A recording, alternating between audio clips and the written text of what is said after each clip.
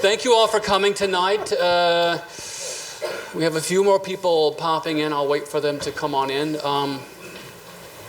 So we have I'm going to introduce the introducer, but I'm going to tell you a little bit about the format for the lecture tonight, which is we'll do the lecture in here. We won't do any question and answers here. We'll immediately after the lecture pop down to the atrium and have a reception, but there our speaker and Syracuse Architecture Professor Laurie Brown will have a conversation about the lecture and about some relevant, let's say, questions that Laurie has about the lecture and about the work that our speaker has been doing. I'm trying not to say the speaker's name because I'm going to introduce the person who will introduce the speaker, and he will mention her name. But I will say that we're super excited that she's here. Not only is she here, she's come back. She's a graduate of our school, and the introducer will give a more detailed account of that. Just to say just a few things. You know, a lot of our students are increasingly interested in finding non-normative ways to engage in the practice of architecture. Last year in Design Intelligence, which does the survey of students and they also do the rankings, it was the first time ever in their survey that more than 20% of the students who answered the survey indicated that they were not interested in practicing conventionally. That is to say, getting a professional degree, going and working in a firm, and kind of moving, doing this and doing that, and rising to the middle. What they we have a lot of students who go obviously into the profession, but we also have a lot of students who find other exciting career paths. Our speaker tonight has certainly found one of those, and I'm very excited to have her speak about that experience and maybe about how architecture training influenced her, led her to that. So I won't say any more than that about that, except that I'm very happy that she's here and that she's returned. And now I will introduce the introducer. You all know Professor Emeritus Randall Corman, who was and still is a kind of a backbone of this school, has done such an enormous amount for our school and continues to do so. And he had a close relationship with our speaker. You see, I've still not said her name so that you can say it. Her entire time studying here. So I will now give it over to, and you should give it up for, Emeritus Professor Randall Corman.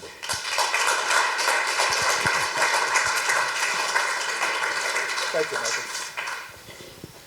Thank you, Michael. Well, thank you all for coming out tonight. It is a particular pleasure of mine to be able to introduce our speaker tonight. I think my colleagues would probably agree with me when I say that one of the great rewards of teaching is seeing one's students go out into the world and make their mark. I think there is a kind of special category within that distinction of individuals who've gone out into the world to make their mark and also make a difference. And our speaker tonight is one of those individuals who has made her mark and certainly has made a difference. Emily Hunt Turner has most certainly made her mark and made a difference. Emily is a civil rights attorney with a unique background that has allowed her to combine her love of architecture and the law and public policy in a unique and effective way. I've known Emily since her arrival at Syracuse 18 years ago. During the 2006 and 2007 academic year, I had the distinct pleasure of serving as her thesis advisor. I remember very well the moment that Emily and Ella Shoya came to me proposing to do a collaborative project. Now, at the time, there was not much precedent for students combining together to join together and do a joint thesis project. And so I listened to what they had to say, and they were fairly persuasive. I thought that their social program and their functional program were very good, but I was a little concerned about the site that they had chosen, which was in West Africa. I indicated to them, I said, well, how are you going to get documentation for a site that's on the other side of the planet? And they said, well, we're going to go there this summer. And that gave me pause, as you can imagine, but they went to Benin in Nigeria and came back. I was pleased to see them return safe and sound. And they went on to do their thesis, which turned out to be an absolutely wonderful thesis for which they received an outstanding thesis award. Since graduation, the arc of Emily's professional trajectory has taken her on a remarkable journey, which included attending Georgia State University's Andrew Young School of Policy Studies, where she received a master's degree in public policy. And if that wasn't enough, in 2012, she went on to complete a Juris Doctor degree from Loyola University College of Law with a concentration in housing and criminal justice. Following law school, Emily spent 5 years working as a federal attorney for the Department of Housing and Urban Development, tackling housing discrimination and segregation issues. In 2015, she was selected as a HUD Emerging Leader for her efforts in spearheading federal prisoner reentry reform in Washington, D.C. In 2016, she founded All Square, a social enterprise centered on a craft grilled cheese restaurant, say that 3 times fast, and professional institute that invests in formerly incarcerated individuals. All Square was recently named as one of Time Magazine's 2019 top 100 greatest places in the world. Now, I only knew this, I only found this out when I was sitting in an optometrist's office waiting for my new glasses. And there was a Time magazine on the table next to me, and on the cover it said, Time Magazine's 2019 Top 100 Best Places in the World. And naturally that got my attention. So I'm paging through it, and I come across this page that said All Square in Minneapolis. And I knew what that was, and I thought, that can't be right. So looking closer, there it is. There's her restaurant, her business. There's Emily Hunt Turner in Time Magazine's top 100 best places in the world. So I have to say, I can't express to you the sense of pride that I felt at that particular moment. In addition to being recognized by Time Magazine, All Square has also been featured in the magazine Fast Company, as well as Architectural Digest, on PBS, the BBC, and on Oprah Winfrey's Super Soul podcast. Emily has lectured widely and is a recipient of a number of awards, including the 2018 Minnesota Wavemaker Award.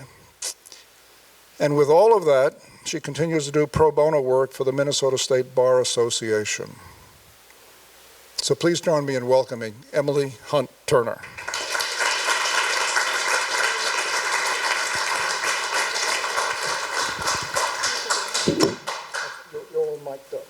Yeah, I'm going to use this. Is this okay? They had said, are you disappointed there are not more people here? I'm like, I think I attended like 6 lectures all through. It might have been 3 or 4 actually, which is embarrassing, but it's the truth. So to me, having all of you in this space is really special. And it's also a little intimidating because like 7 or 8 of my former professors are here and it feels like a giant studio crit, which makes me a little uncomfortable, but also excited because they can't fail me or anything, which is great. I have something very important to say, and that is that these are not my fonts. And I know that sounds ridiculous, but we had to transfer my presentation over to here, and I'm a real font snob, and this isn't exactly what I had planned for, but you'll get the point. So with that, I want to say thank you so much for having me, everybody. For me, it is such a pleasure to be back in this building. I certainly have plenty of memories attached to it. But it's really wonderful to be here, and a little odd to be here no longer really as an architect, but still special to be in the space that has really informed the rest of my life since being here. I would also say that it's wonderful to, where are you, Professor Liz Camel? My interview to get into the school was with Liz, and I thought I was going to die when I walked into that room and saw her peer over her glasses. And I think she asked me something like, "Why do you think you can be an architect?" And I was like, I don't know if I can. And said something just ridiculous, and I was like, wrong, not next. I'll take the next interviewee. And I just was so nervous, but to have her become a brilliant professor of mine and a friend, and to see her on this side of the equation has been really special. So for me, it's really wonderful to be here. I am going to talk a little bit about All Square, and I'm really proud of the design of it. I don't know if you guys know or had Jonathan, Louie, and Nicole architecture office. They designed All Square, and I think they could do a whole lecture on the design and all the things that informed it. It's brilliant. I love it. I'm so thankful to have teamed with one of my former colleagues on that piece. I'm going to talk a little less about the architecture and a little more about what informed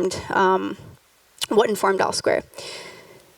I guess I have a clicker. So a little bit about me. Randall, thank you for the wonderful introduction. I won't go into all of it, but in short, I am an architect turned lawyer turned entrepreneur, which has been quite a journey, and I'm the founder of All Square. And for me, as I mentioned, so thankful for the design. But what I want to talk to you all about is really designing more a response and a brand and a business that responds to, and hopefully in ways provides a solution to, some of the crazy issues that we're seeing societally today.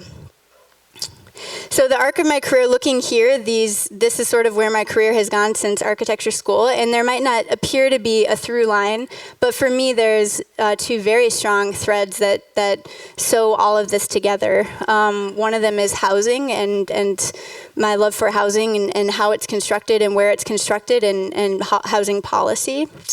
And the other is systemic oppression and systemic injustice, and all the different ways that people are being affected by the system. So with that, I'll give you each a slice, a chapter of all of these slices, and I'll start with my degree in public policy. So it was really here that,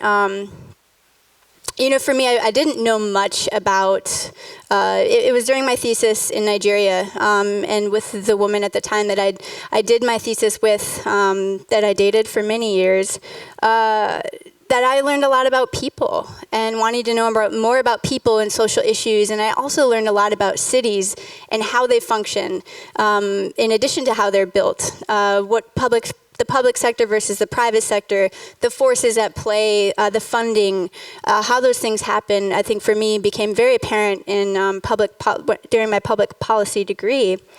And I also learned about and was sort of introduced to the concept of gentrification, which I hadn't studied a whole lot in architecture school, but I took a course in grad school and was blown away by the notion of inner city housing issues and people being displaced by sort of the odds that be. I think for me, I also got very involved in what happened in the 1996 Olympics. So I don't know if you guys know this, but the Olympics came into Atlanta in '96. And the athletes needed temporary housing, and they really wanted them to be downtown.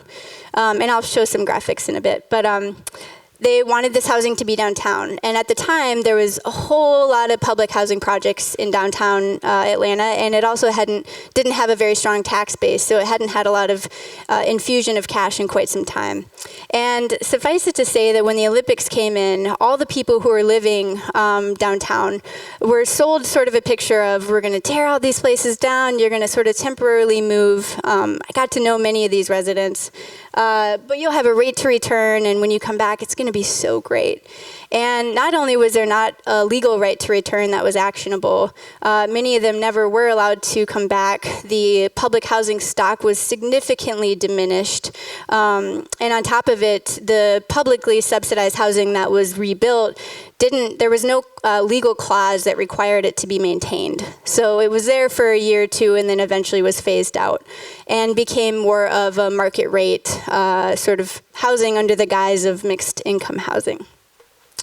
So for me, when I had been in Atlanta studying and I saw this, there was a whole lot of dissent in Atlanta about this and a whole lot of trauma amongst communities. And I saw this condos kill culture sign and it was like, man, that's intense. Is that true? And for me, I think getting to know the people that had been impacted by this and working on a documentary, sorry for the pixelated photo, but it's old, called The Atlanta Way, it really became apparent that a lot of lives are impacted by this in a really distressing way. So I'm going to show you guys a quick little video of a trailer we put together that touches on what went down during this time.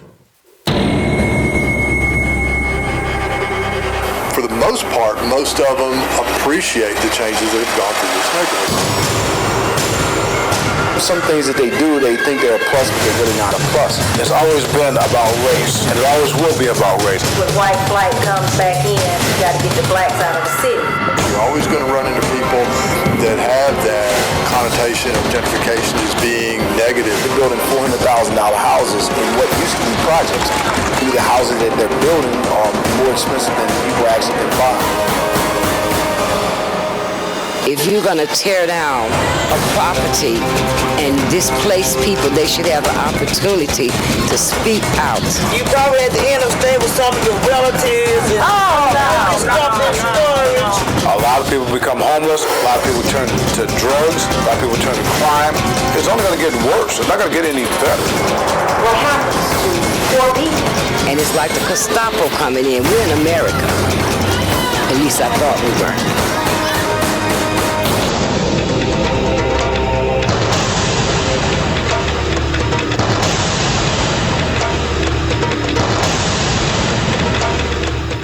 So this video, this documentary called The Atlanta Way, is actually coming out this May. The producer of this, Jarrett Williams, who's a dear friend of mine, was picked up by Spike Lee as an intern right after we finished grad school. So he hasn't released it, but he's going to be releasing this documentary in May, and I'm ecstatic about it. I think it's going to be very powerful.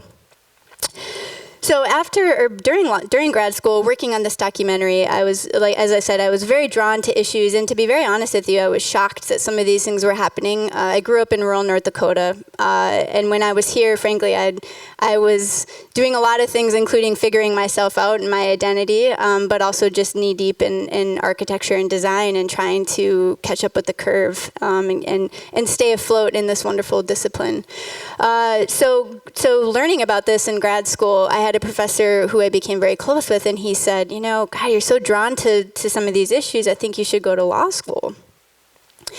And I thought he was crazy because I never envisioned myself as a lawyer, and I frankly had been through, at that point, almost 7 years of higher education and was very in debt and not necessarily wanting to do another 3 years, but I kind of laughed it off, and then that night went home and looked into housing discrimination and civil rights and started studying for the LSAT the next day. So that was sort of where that shift came in for me. And during my first year of law school, I went to school in New Orleans. I read a book called The New Jim Crow. I'm not sure if any of you have read it. I highly recommend it. And Michelle Alexander, the author of this book, I got a chance to meet her and listen to her speak in New Orleans. And again, this book and what she stands for is essentially her premise. The thing that she hits hard on is that we haven't ended racial caste in America, that we've only redesigned it.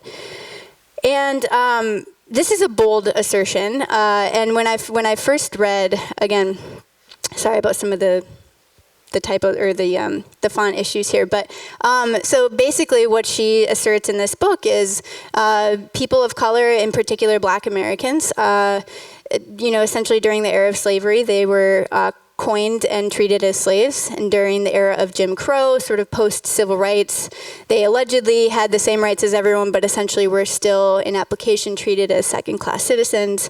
And this has all been sort of morphed into mass incarceration, and at this point, they're now being treated and or coined criminals. And that for me was pretty eye-opening, and it was like, okay, wow, that's bold. I wonder how based in fact it is. And so I started studying this a lot and started working on some cases that dealt with a lot of the issues that she was bringing forward. And also just looking simply at the numbers, looking at the incarceration rate since 1925 until present day at this point. And then looking at, Michelle Alexander talked a lot about the war on drugs, and essentially that using the war on drugs as a guise to sort of reinvent slavery through mass incarceration. And looking at all the things that she claimed, and looking at really when the spike in incarceration happened and this explosion that's almost 4 times what it was in the 80s, right? At this point, we have actually 2.2 million people behind state and federal prisons and in jail all over the country. It aligned pretty succinctly.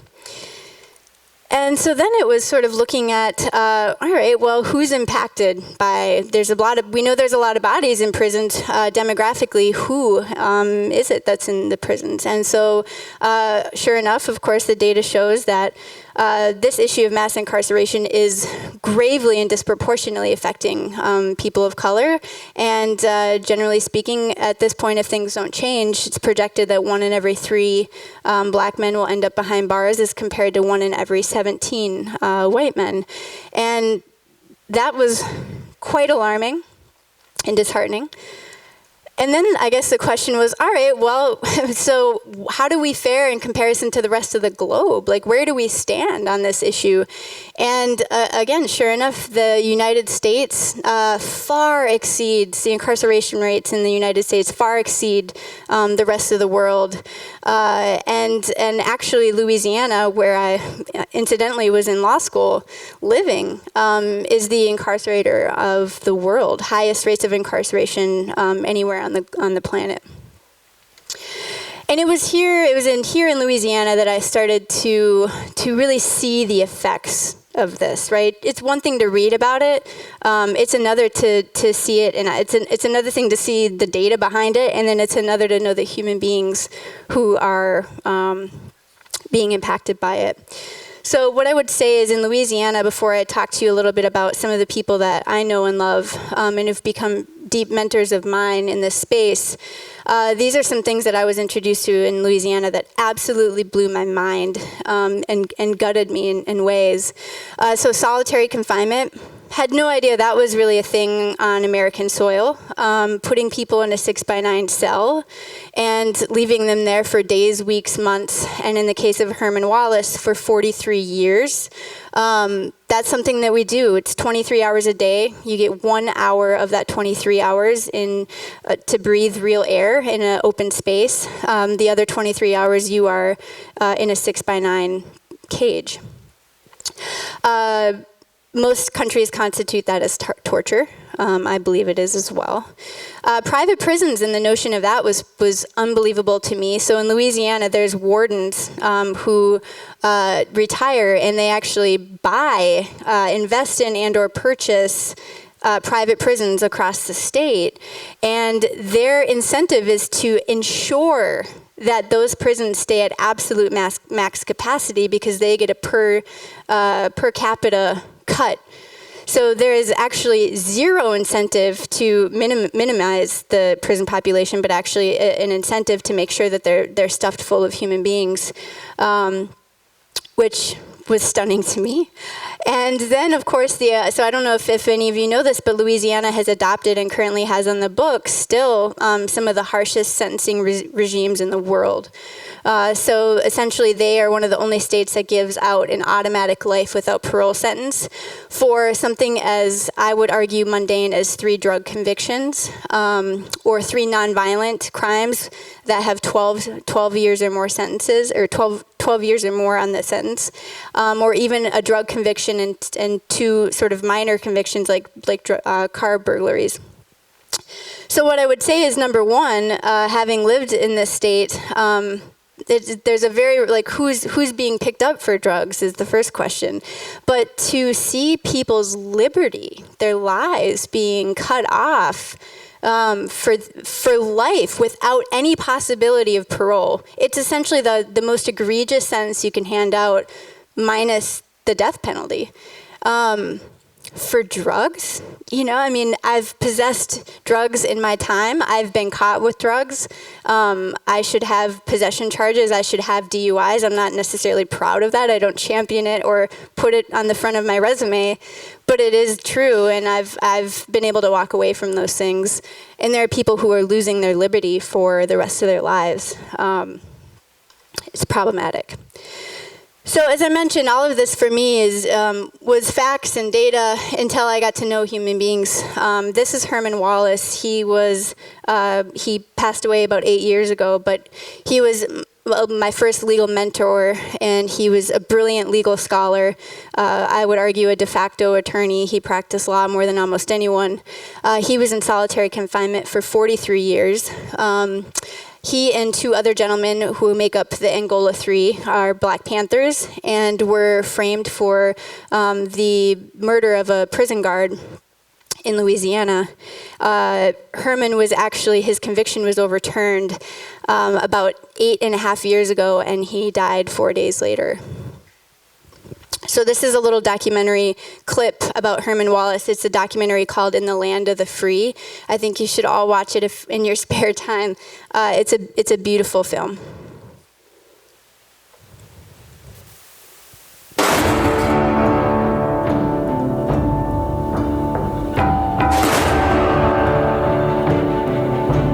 The cells are very small, maybe 4 or 5 steps, the length of the cell, and about 3 steps the width,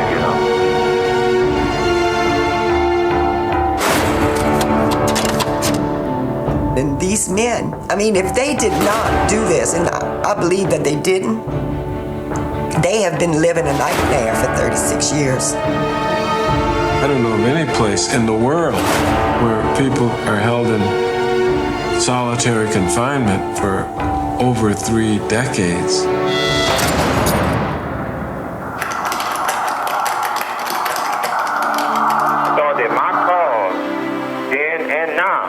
Was noble. They might bend me a little bit. They may cause me a lot of pain. They may even take my life, but they will never be able to break me. We're fighting for people to understand that we will. This call originates from a Louisiana correctional facility and may be recorded or monitored.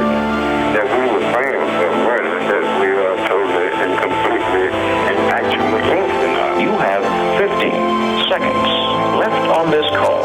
Let me call you back.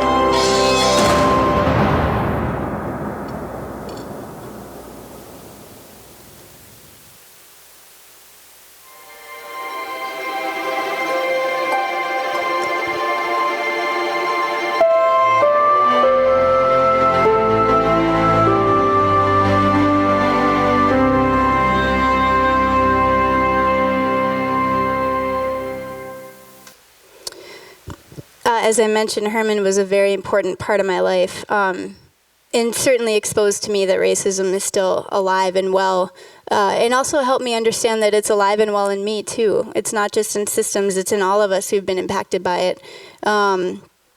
He was an incredible human being who taught me a lot. So yeah, I'd love if you guys saw that documentary in his honor.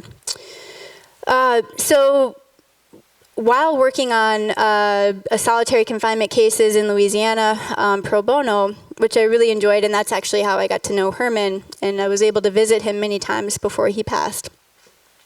When I graduated law school, I took a job with the Department of Housing, as Randall mentioned, and I had all these really sharp critiques of HUD from what I had learned in grad school as it relates to housing and housing policy.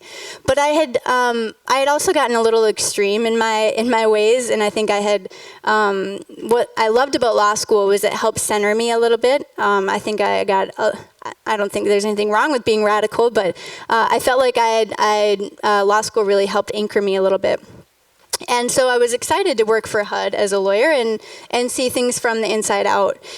And what I would say is that for me, I would say that unfortunately it was more of a window into the reality that housing discrimination today is incredibly alive and well, and it's not happening in overt ways anymore.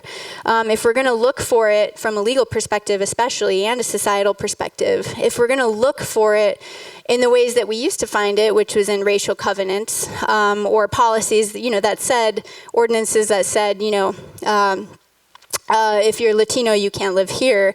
We're not going to find it like that anymore. What I learned while practicing at HUD was that housing discrimination shows up in very sophisticated ways.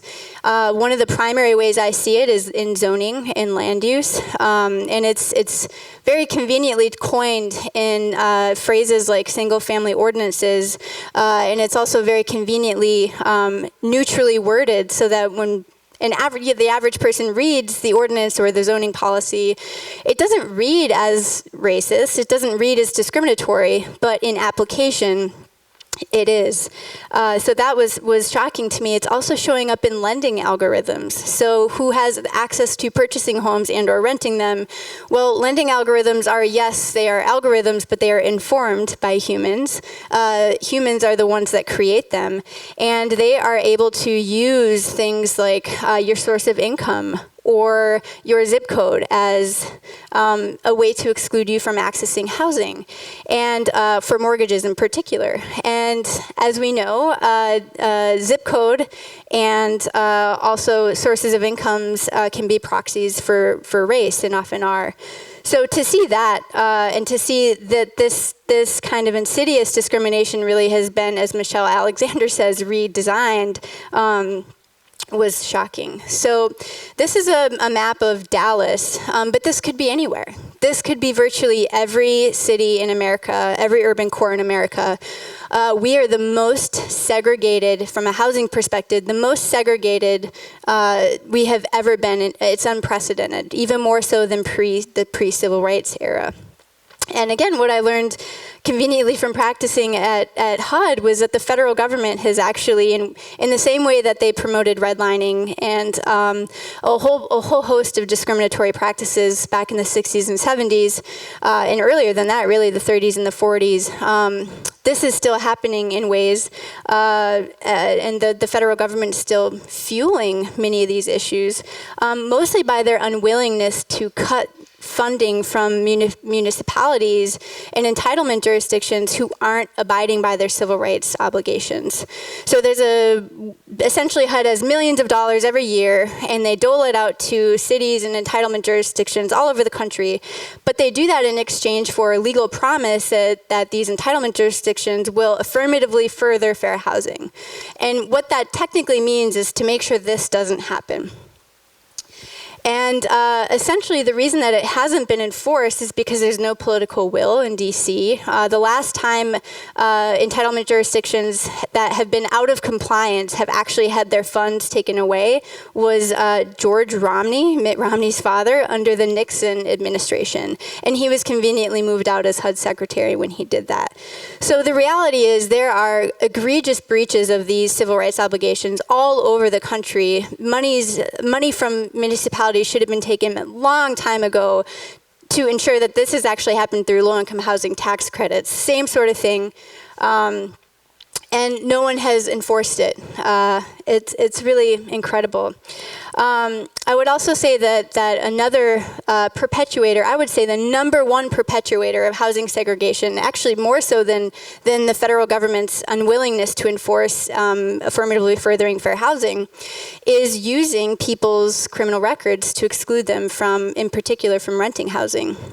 So it is basically lawful to exclude those who have records from renting and or purchasing homes.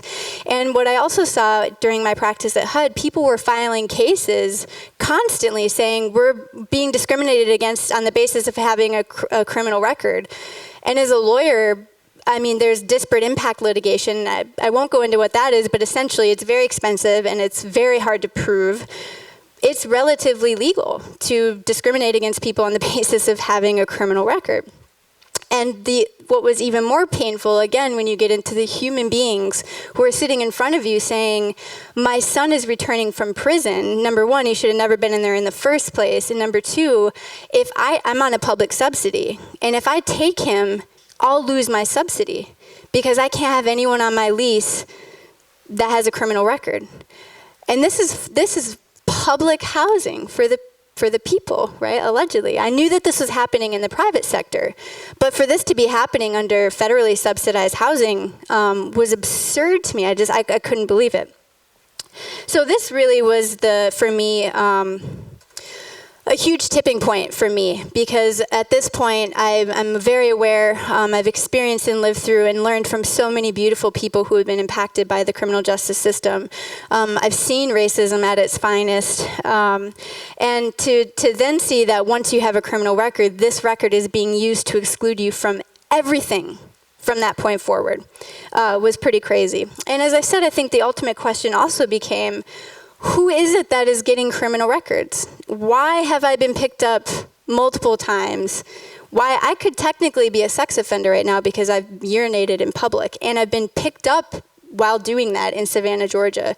Had I been convicted of public intoxication and urination, I would be a registered sex offender and I would have never gotten into law school. And there are people that are dealing with this every single day.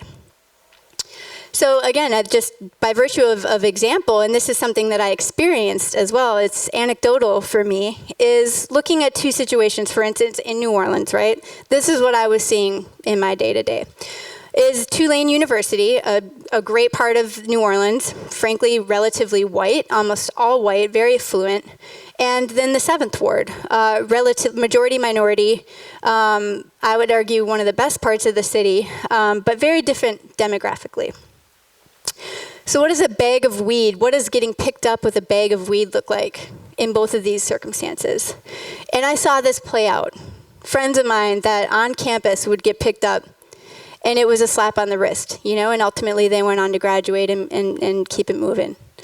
Whereas in the 7th Ward, by virtue of the woman that I was dating at the time, who was also an attorney, she lived in the 7th Ward. I watched young men, particularly young men of color, get picked up, NOPD shows up, and they go to prison. As I mentioned, with the harsh sentencing regimes in Louisiana, they're not going away.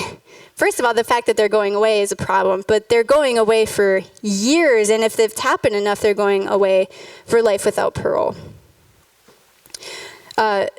Stunning to me. So essentially, there's the issue of incarceration, why people are being incarcerated in the first place. And this is also not me saying that there isn't a space for prison and that there isn't a space for the system, but it is, in my opinion, gone drastically wrong and is incredibly racist. So as far as incarceration is concerned and post-incarceration concerned, this is also the piece that I was experiencing as a HUD attorney, is people are being locked up, and then they get out, and they're locked out. They can't access housing. They can't access a line of credit. They can't access employment. They can't access often insurance. They can't access scholarships. So it's essentially this, you've done your time and you're cool, now, frankly, get your shit together and, turn your life around. Not to mention all the trauma that probably has come from the experience altogether. But P.S., we're going to deny every single avenue you need to achieve prosperity, right? So for me, this is essentially what led to All Square, and it also, for me, it really led to this reality that there was a very deep shadow to all the things that I love urban renewal, right? I'm so drawn to beautiful buildings and beautiful spaces.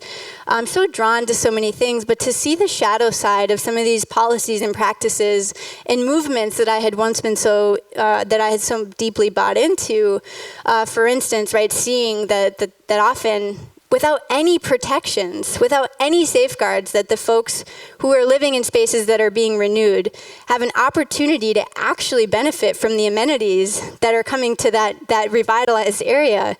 It's great for me. I love the swanky coffee shops. I love, that's my scene.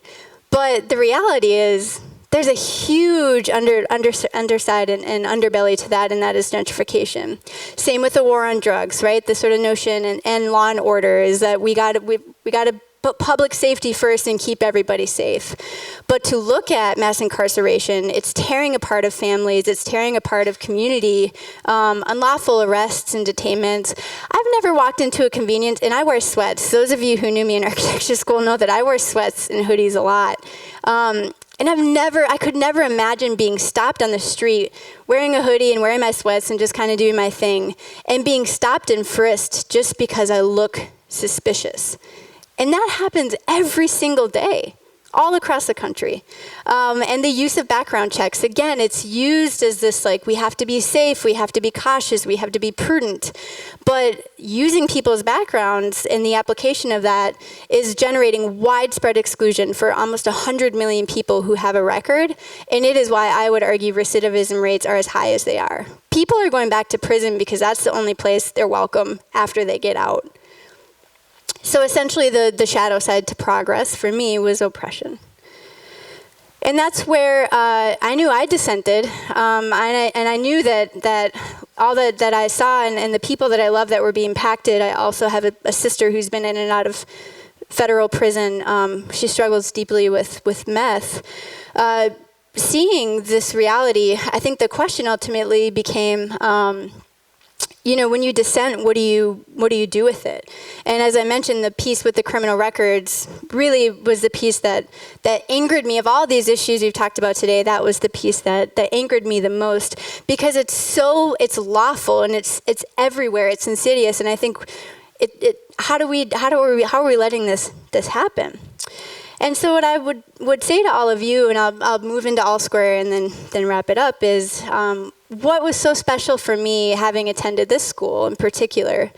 Where maybe it was confidence, maybe it was arrogance, I don't really know, but here, Syracuse, we were taught to believe that we could build and design anything, and we could shape the world into anything we wanted. And we could respond to things like this, mostly through the built form, right? But I had, from my training here, very much a belief that there was a lot of people who would agree that the things that are happening are not okay, and that would join me on a journey in responding to it. And I also sort of felt like, dissent is one thing. I was dissenting a lot on social media. I was pissed, posting articles every day, posting my opinions, but what did it mean? It was important for me to get the information out, but what did it actually mean? How did anything change with that?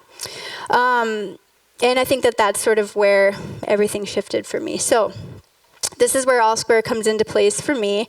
And what I would say is that I really never imagined that I would be in the restaurant space.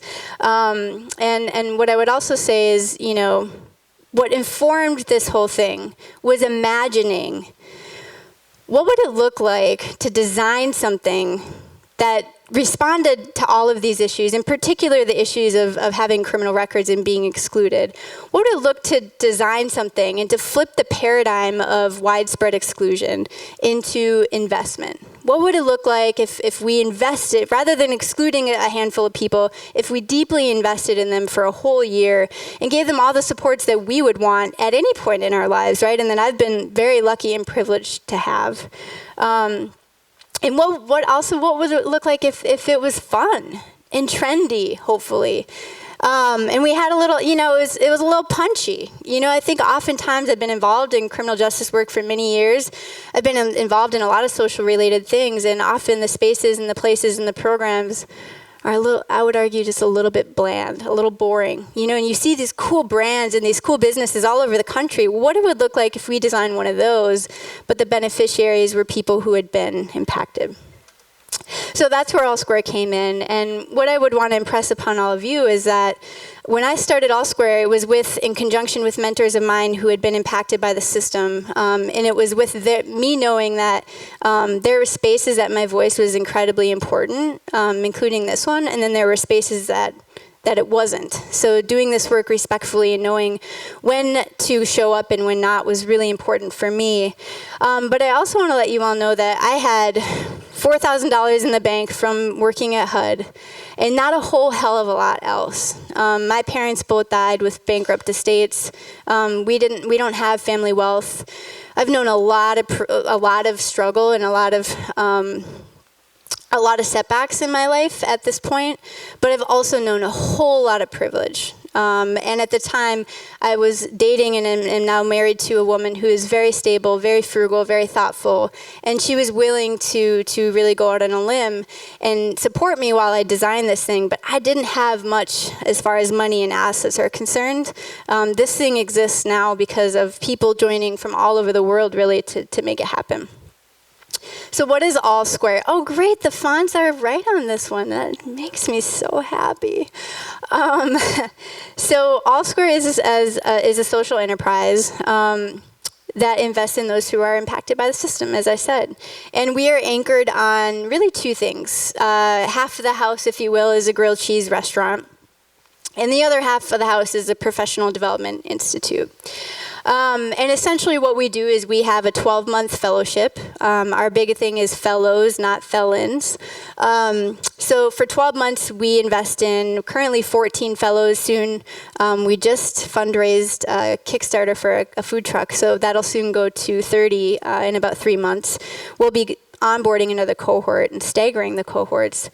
But as of right now, we invest in 14 fellows a year. And investment, for us really looks at beyond pay and beyond pay in the restaurant. What does it look like to really try to tap into what makes people tick and leverage our social capital as an organization and our institute to ensure that they're able to have support in pursuing whatever path it is that they're excited about.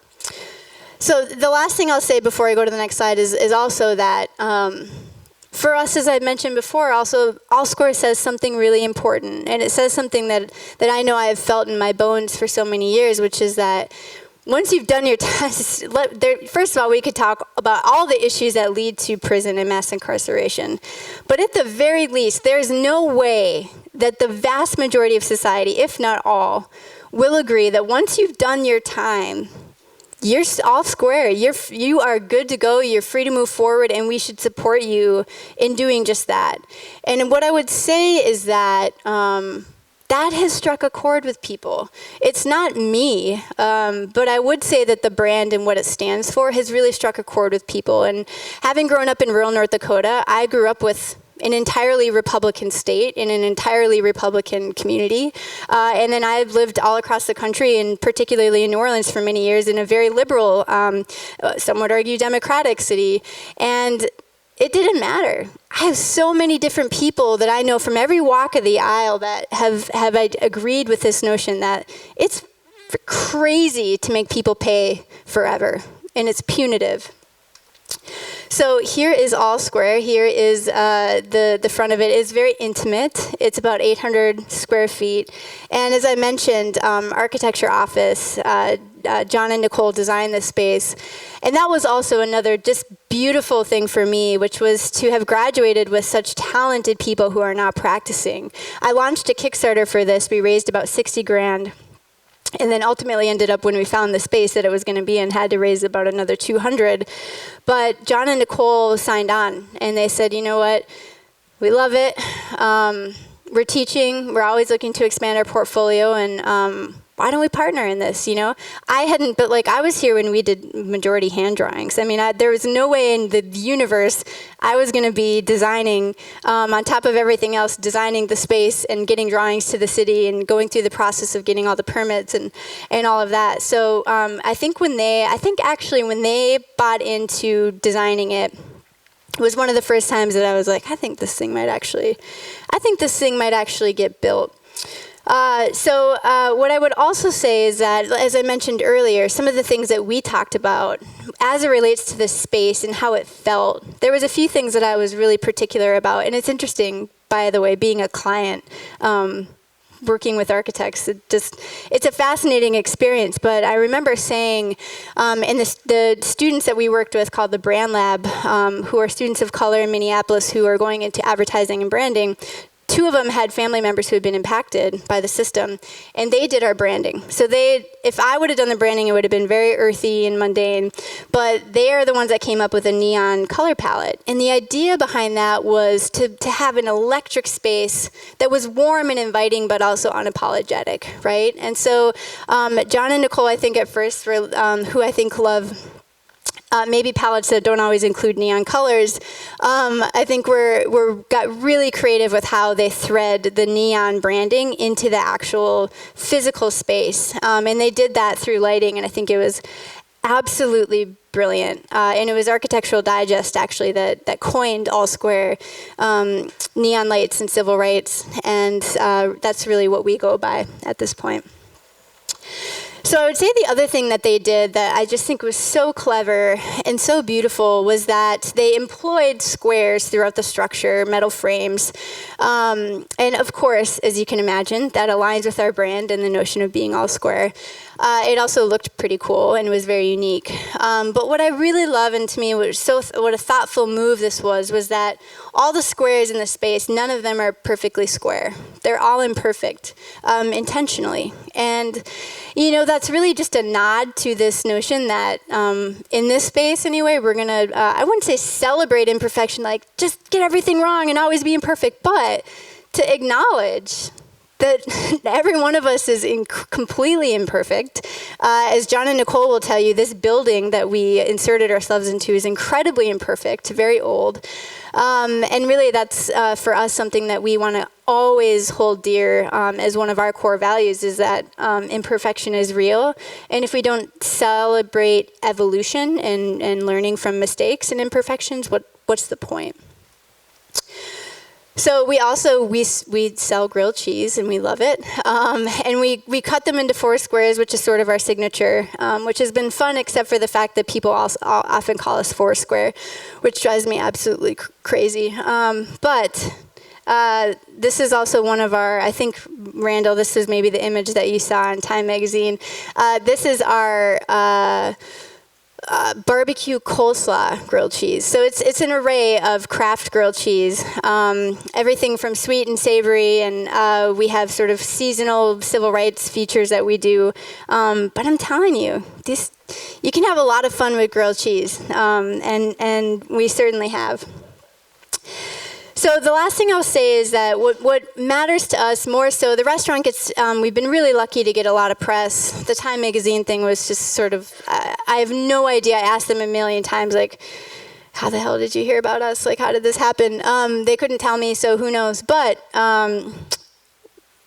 the restaurant gets a lot of press, but there are 2 things that we care about that isn't quite as sexy, and that is one, mental health. So when I launched All Square, I'd promised my formerly incarcerated mentors who helped me shape it and are on the team and on our board, that we would make mental health not just an option, but central to everything we do.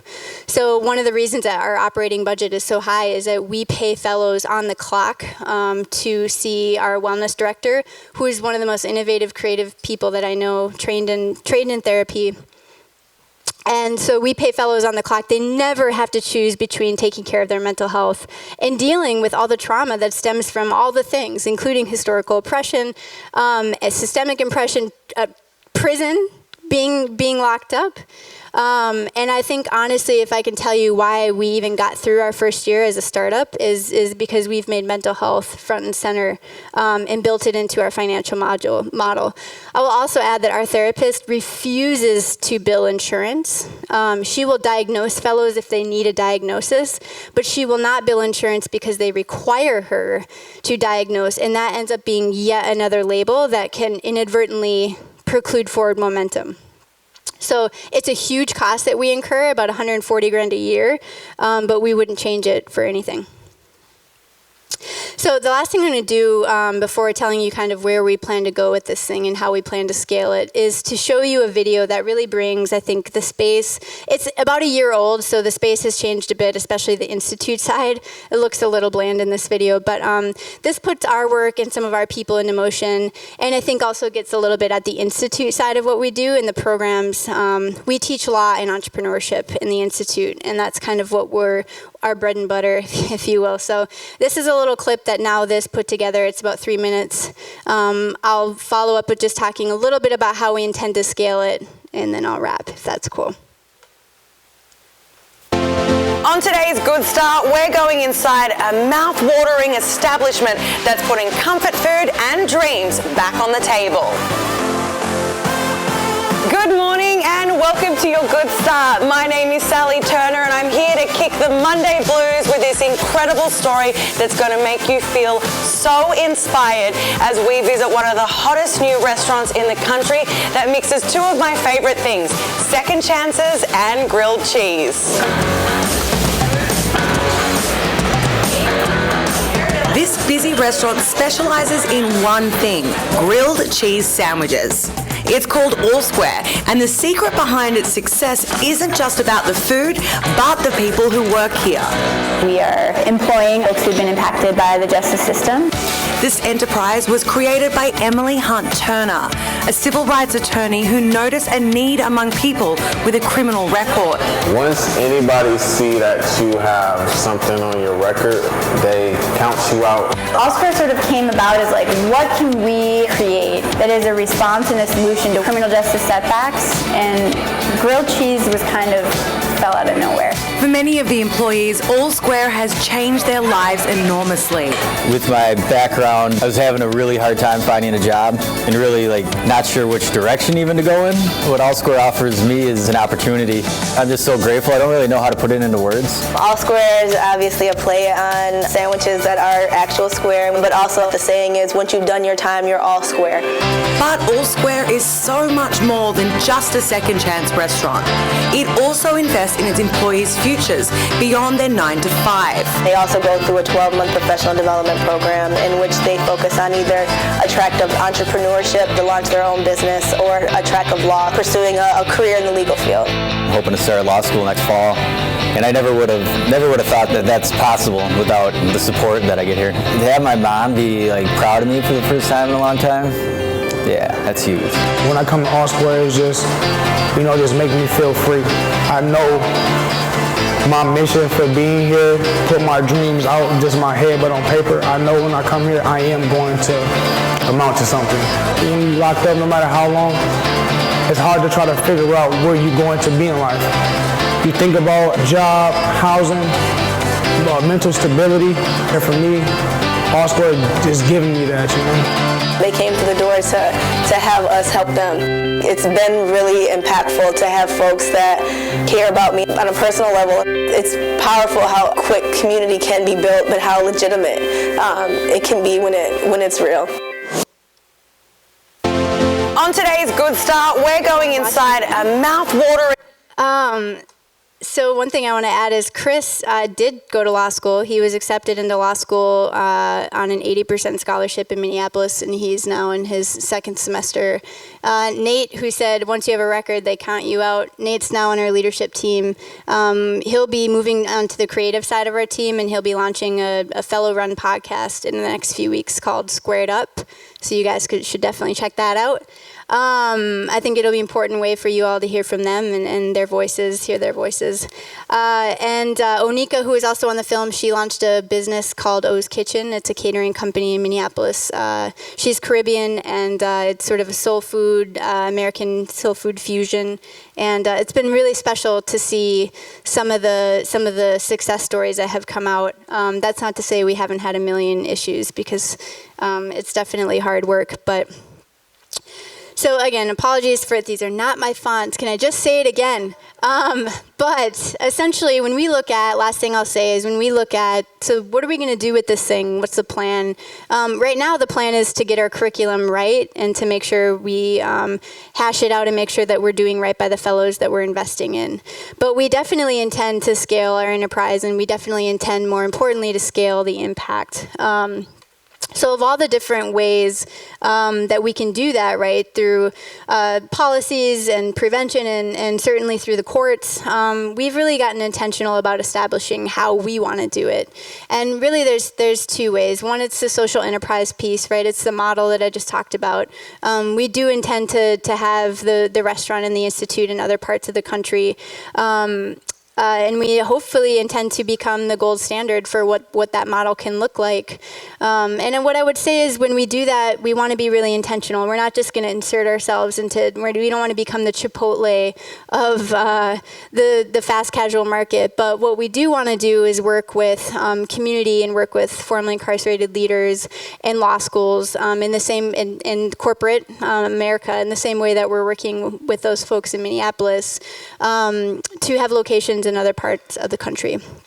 And the last piece I'll say that I'm personally most excited about is really scaling our brand. Because again, I think there's so many different ways we can tackle these issues. And hearts and minds changing or attempting to change hearts and minds, I think, is one way. And I think that for us, our brand can do that. All Square doesn't have to always be attached to grilled cheese. We've thought about All Square music label. Nate, who you saw, is an incredible rapper and musician. We thought about an All Square law firm. We've thought about an All Square cookware line or All Square fashion line. So I think for us over time, we look really forward to scaling our brand and hopefully becoming one of the first global brands in the social sector. So with that, I want to thank you guys so much. And like I said, it means a lot to be here. And I think we're doing a Q&A downstairs, and I have one. I'm not going to make anyone wait, but as people sort of trickle out, I'm going to put one more video up. But can I end on that? Or brilliant! Thanks for listening.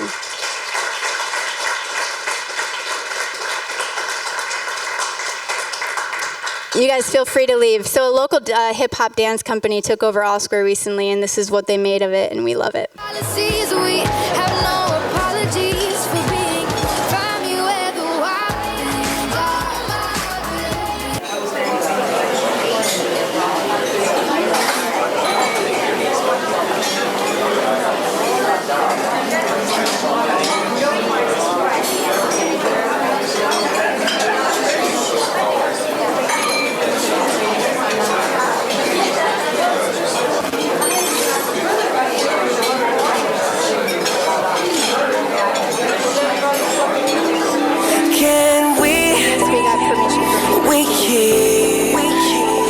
Keep each other company. Oh, maybe we can be each other's company. Oh, company. Listen each other's lonely nights, be each other's paradise. Need a picture from my frame, someone to share my brain. Tell me what you wanna drink, I'll tell you what I got in mind. Oh, I don't know your name, but I feel like that's gonna change. You ain't gotta be my lover for you to call me baby. Never been under no pressure, ain't that serious. Can we keep each other company? Oh, maybe each other's company.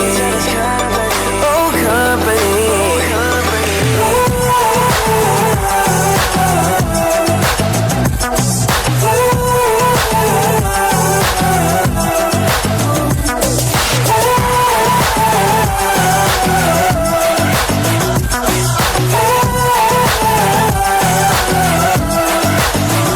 Ain't about the complications, I'm all about the elevation. We can keep it going up, oh, don't miss out on us. Just wanna have a conversation, forget about the obligations. Maybe we can stay in touch, oh, that ain't doing too much. You ain't gotta be my lover for me to call you baby. Never been under no pressure, ain't that serious, no. Can we keep each other company?